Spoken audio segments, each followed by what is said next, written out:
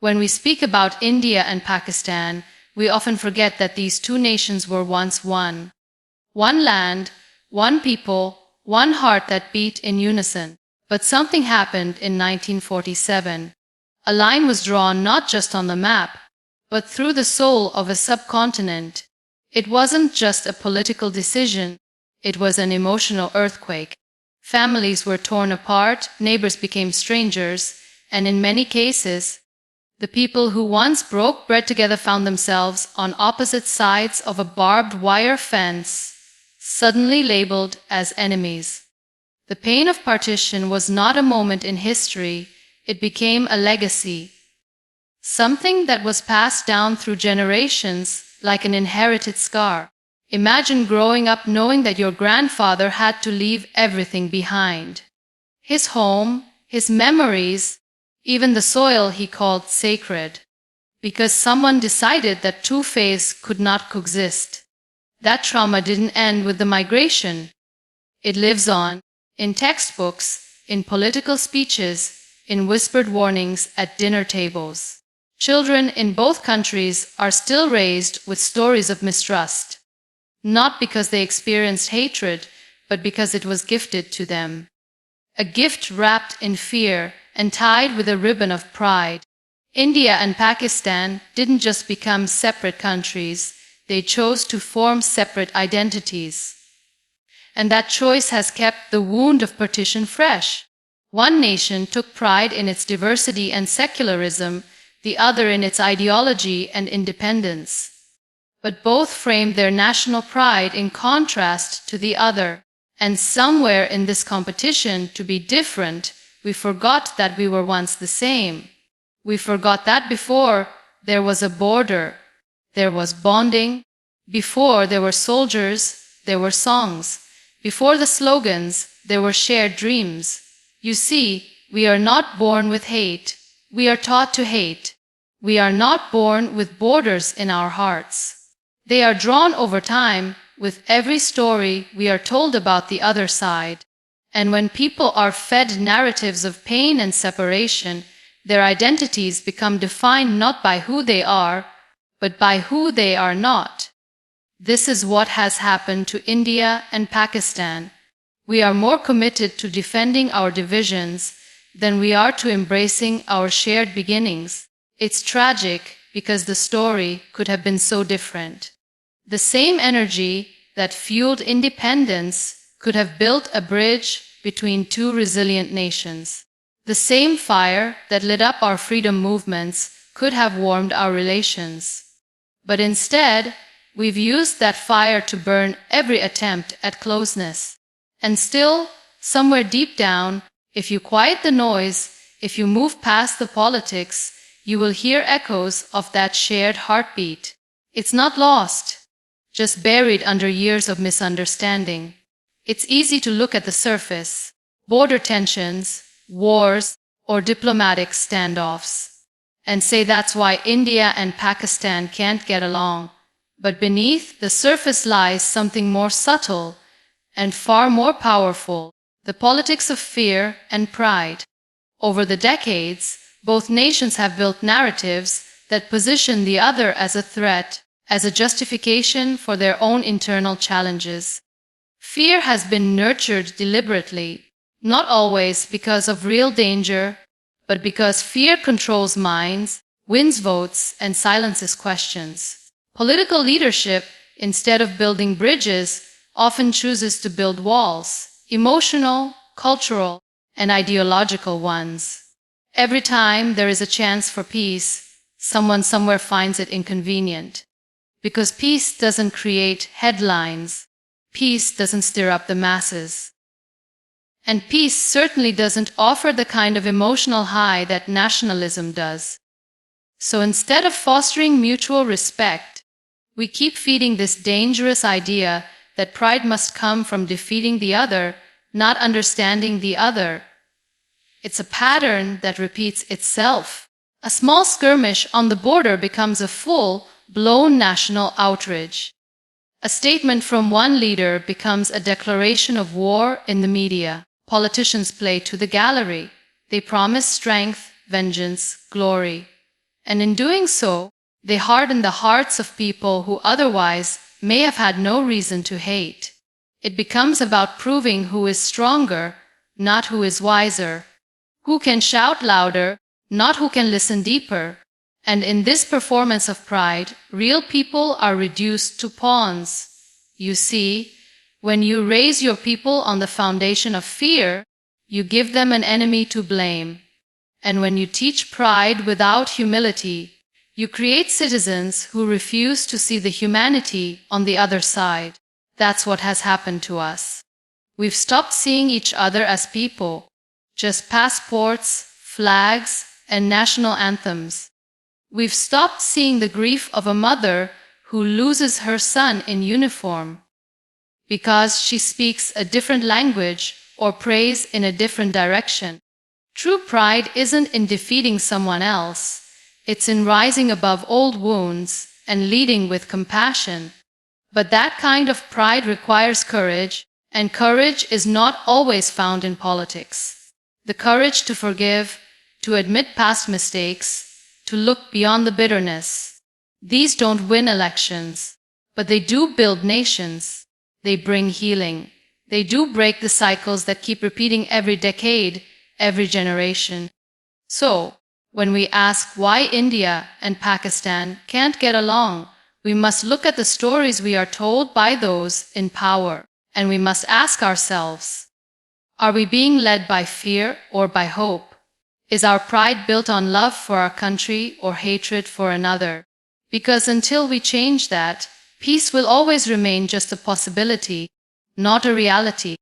There is a border that doesn't exist on any map, yet it shapes the minds and hearts of millions. That border is the one created by the media, the newspapers we read, the news channels we watch, the social media we scroll through. They all build a version of reality that often deepens the divide between India and Pakistan. When people from both countries are constantly fed stories of hostility, betrayal, and conflict, it becomes incredibly hard to believe in anything else. The media, which has the power to educate, to heal, and to unite, often ends up fueling mistrust and misunderstanding. In moments of tension, when truth is fragile and emotions are high, headlines don't just report the situation. They shape the narrative. The louder the voices, the fewer the facts. The more dramatic the language, the more dangerous the consequences. A soldier standing on one side of the border becomes a villain in someone else's story. A tragedy that should evoke human sympathy becomes a chance for blame. We stop mourning as people and start reacting as patriots, not realizing that true patriotism isn't about hating the other side. It's about standing for truth and peace on your own. Social media, in particular, has created echo chambers where outrage spreads faster than empathy. One viral video, one manipulated clip, one biased caption, and suddenly, millions of people are reacting with anger, not reflection. The truth gets buried under hashtags. People start believing in opinions louder than they believe in facts. And what's worse is that those who try to speak of peace are often labeled as traitors. Because in a world where war is normalized, peace seems suspicious. We rarely see stories of friendship between Indians and Pakistanis. We don't see the Indian woman who prays for her Pakistani pen friend.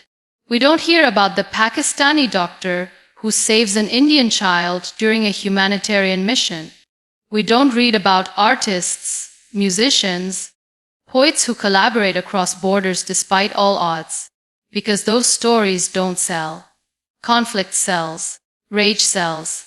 Ratings matter more than reconciliation. But the truth is, the media doesn't operate in isolation. It reflects us, and it influences us. It feeds on our fears and amplifies our divisions. And so, if we want to see change, we must demand better. We must seek out stories that bring us together. We must learn to pause before reacting, to question before reposting, to empathize before judging. There is a world beyond the headlines. A world where laughter sounds the same, where love speaks no language, where tears have no religion. That world exists. But we'll never find it if we keep letting screens define who we are supposed to hate. The media may be powerful, but the human heart is more powerful. If only we start listening to it more than we listen to the noise. When a child is born, they do not know the meaning of borders, flags, or rivalries. They do not know the weight of history or the wounds of division. But slowly, as they grow, they are taught, they hear stories, see images, and absorb words that shape how they view the world, and especially how they view the other side. In both India and Pakistan, generations have been born into grudges they did not create. They inherit a version of history that is colored by pain, pride, and politics. And before they even have a chance to question it, they start believing it. In school books, the story of partition is told in a way that justifies one side and blames the other. National heroes are celebrated, but the shared humanity of the past is ignored. The focus is on who was right, not on what went wrong. And so, a child grows up with a heart full of loyalty, but also a mind shaped by selective truth. They learn to honor their side's pain, but overlook the suffering of the other. It becomes normal to think of your neighbor not as someone who looks, speaks, or dreams like you, but as someone to be suspicious of. By the time these children become teenagers, their minds have already formed barriers stronger than any fence on the border. They laugh at memes that mock the other country. They cheer at slogans that promote superiority. They watch movies where the enemy always looks the same, always from across the border. Hatred is no longer taught directly, it is woven into the culture. And once it is inside the culture, it becomes invisible, but powerful. What makes this cycle even more tragic is that many of these young people will never meet someone from the other side. They will never get the chance to challenge what they were taught. Their ideas remain untested because the borders are not just physical, they are emotional and mental. The opportunities for dialogue, for understanding, for friendship are so limited that even when curiosity arises, fear quickly silences it. And yet, every once in a while, something beautiful happens. A student from India hears a song from Pakistan and feels something stir inside. A young girl from Pakistan reads a poem by an Indian author and realizes their emotions are the same. In those small, quiet moments, the generational grudge begins to crack. A new thought begins to grow. Maybe the enemy is not who we were told they are. But for that thought to grow into peace, it needs space. It needs stories of love, not just loss.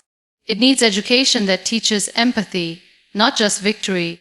It needs homes where children are taught that being proud of your country doesn't require hating someone else's. Because if we want to break this cycle, we have to stop gifting our children the grudges of our past. We must give them something better, the courage to question and the hope to heal. When nations are in conflict, it's easy to focus on the headlines, the leaders, the soldiers standing at the front lines. But the real casualties are often the people we don't see. The ordinary men and women who have nothing to do with policy, power, or politics. Behind every tense border exchange between India and Pakistan, there are millions of innocent lives silently bearing the burden of hostility. They are not in uniforms, they do not carry guns, but they carry the weight of separation in their everyday lives.